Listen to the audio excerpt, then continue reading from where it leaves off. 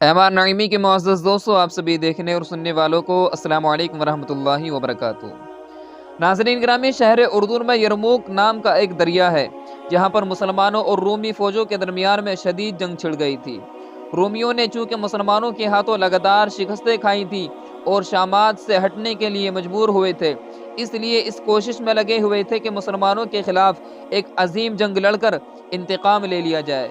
और इस बार 8 लाख फौजी कुव्वत को इकट्ठा करके और एक रिवायात के मुताबिक 10 लाख नफूस पर मुश्तमिल लश्कर को यरमूक के मैदान में मुसलमानों के मद्दे मुकाबिल ला खड़ा किया।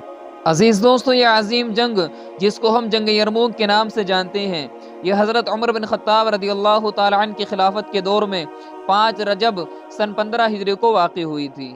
नाज़रीन ग्रामी, हज़रत खालिद बिन वलीद रज़ियल्लाहु ताला अन्हु की बहादुरी के बारे में कई किताबें मंज़र आम पर आ चुकी हैं। अहले इस्लाम ने तो आपकी बहादुरी के बारे में लिखा ही लिखा है।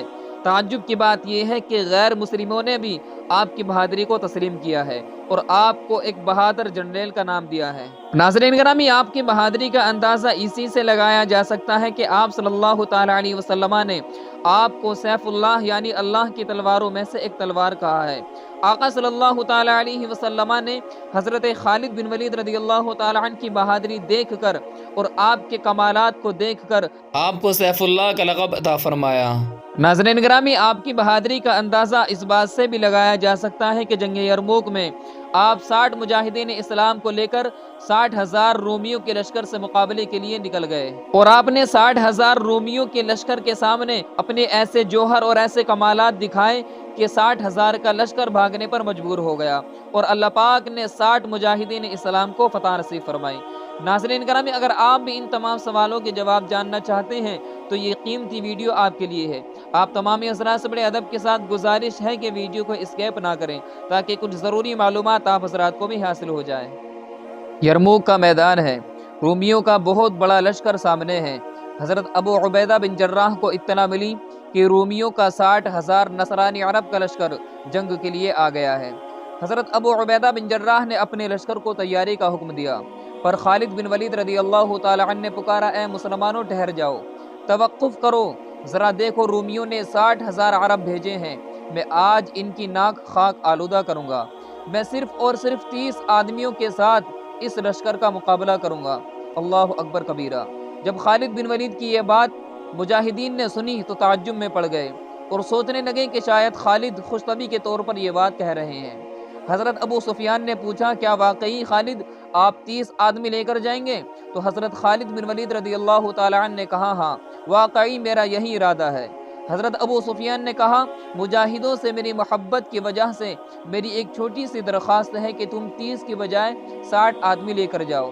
हज़रत अबू उबैदा बिन जर्राह ने भी आपकी तायीद की तो हज़रत खालिद बिन वलीद ये बात मान गए। अब ये 60 का लश्कर 60,000 के लश्कर से जंग करने जा रहा है। जबल बिन अहम गस्सानी ने जब देखा कि मुसलमानों का एक गिरोह आ रहा है तो समझा मुसलमान डर के सुलह करने आ रहे हैं और खालिद बिन वलीद से कहता है कि मैं अपने शराइत पर सुलह करूंगा।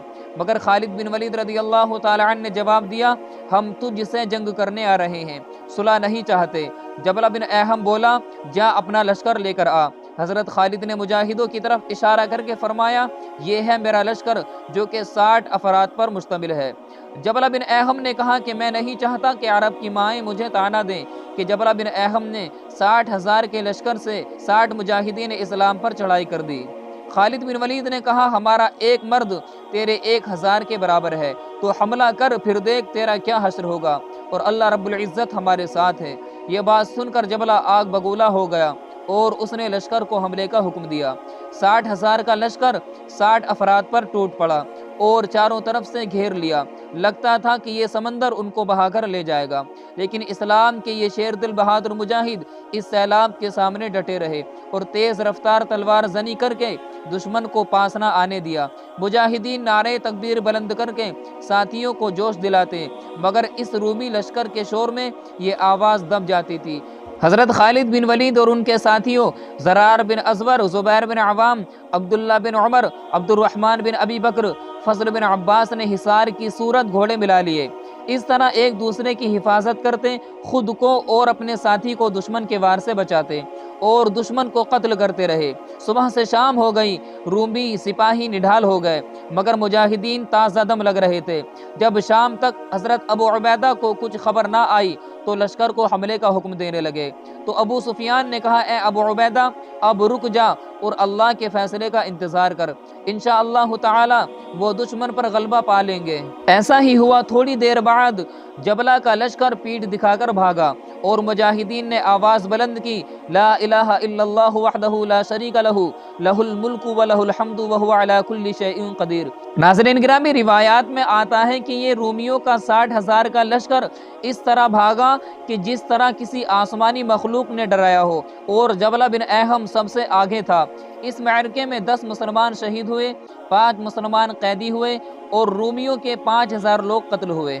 ناظرین گرامی، جنگ یرموک میں مسلمانوں کی قیادت حضرت ابو عبیدہ بن جراح کر رہے تھے، جنہوں نے مسلمانوں کی پہلی فوجی دستے کو یرموک روانہ کیا تھا۔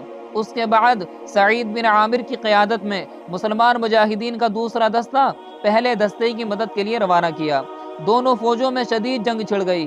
رومی فوج ہزاروں میں ہلاک ہوئے یا قیدی بنائے گئے اور کامیابی مسلمانوں کو حاصل ہوئی، اور رومی فوج پیچھے ہٹنے پر مجبور ہو گئی۔